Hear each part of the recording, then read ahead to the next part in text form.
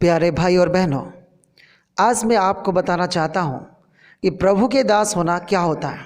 आज ज़्यादातर लोग प्रभु के दास का कोई इज्जत नहीं करते हैं। प्रभु के दास को बुरा भला कहने से लोग पीछे भी नहीं हटते हैं। हमेशा कॉम्प्लेन करते हैं, ऑर्डर मारते हैं, जैसे कि वे उनका नौकर है।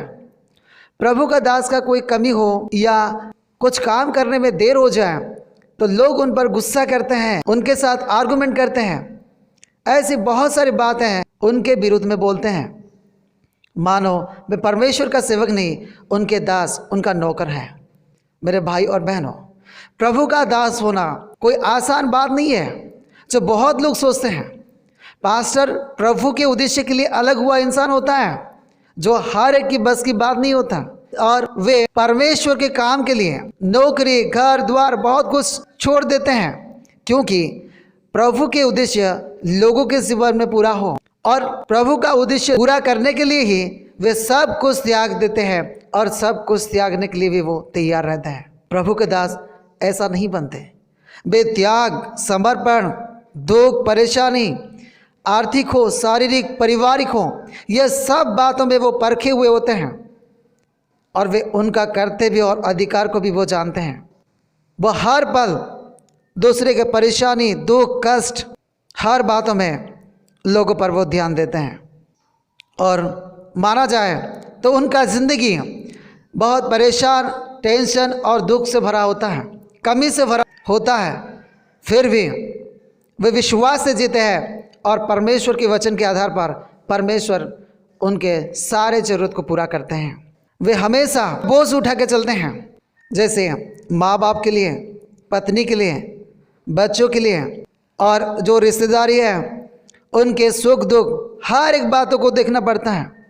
और उसके साथ साथ वे शारीरिक, मानसिक परेशानी होते हुए भी वे सब कुछ सह लेते हैं, क्योंकि सामने वाले को परेशान ना हो। जैसे परिवार में पिता कुछ खा रहा है कि नहीं खा रहा है, कुछ पहन रहा है कि नहीं पहन रहा है, कुछ देखता नहीं है, बस वो अपने बच्चे कैसे खुश रहे और कैसे उनका ज़िंदगी बने उसके लिए सोचता है। इसी रीत से पास्टर भी दूसरे के लिए सोचते हैं, और वे सेवा के लिए, दूसरे के जान बचाने के लिए, दूसरे नरक ना जाए इसलिए वे पत्नी, बच्चों, माँ बाप, खुद के सुख दुख भूल के वो आपके लिए, मतलब विश्वासी की भलाई के लिए वो कार्य करते रहते हैं।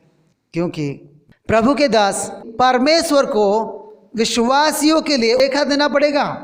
मेरे भाई और बहनों, आपके ऊपर परमेश्वर के दास को परमेश्वर ने जो ठहरा है उनको आपके लिए लेखा देना पड़ेगा। इसलिए वे आपके ऊपर ध्यान देते हैं, और वे हमेशा कोशिश करते हैं कि आप परमेश्वर की नज़र में एक विश्वास योग्य दास बनो। इसलिए वे हमेशा आपको डांटते हैं, आपको समझाते हैं, आपके घर में आते हैं, और यही काम के लिए, आपकी भलाई के लिए वे अपना जीवन का बाजी भी लगा देते हैं। अपने परिवार को भी छोड़ के दिन रात आप लोगों के लिए वो मेहनत करते हैं, ताकि आप नर्क नहीं स्वर्ग जाओ।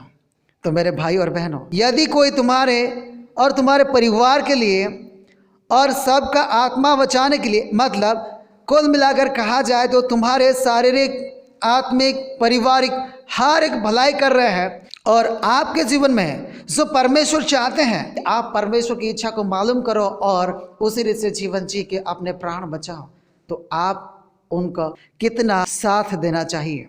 प्रभु के दास अपने इच्छा से नहीं बनते हैं, वे प्रभु के इच्छा से बनते हैं। वो परमेश्वर के ओर से चुने हुए होते हैं। मैं उन लोगों की बात नहीं कर रहा हूँ जो सिर्फ नाम के लिए प्रभु के दास बन बैठे हैं और इस संसार के उद्देश्य आपके जीवन में पूरा करना चाहते हैं।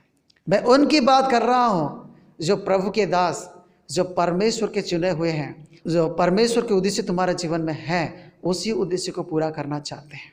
तो मेरे भाई और बहनों, प्रभु के दास होना कोई आसान काम नहीं है, और प्रभु के दास को प्रभु ने आपके ऊपर ठहराया है ताकि आपकी वे अगुवाई करें। यदि आप अगुवाई में चलोगे तो आपका ज़िंदगी बचेगा, और यदि आप अपने समझ का सहारा लोगे तो अपना ज़िंदगी बर्बाद कर दो।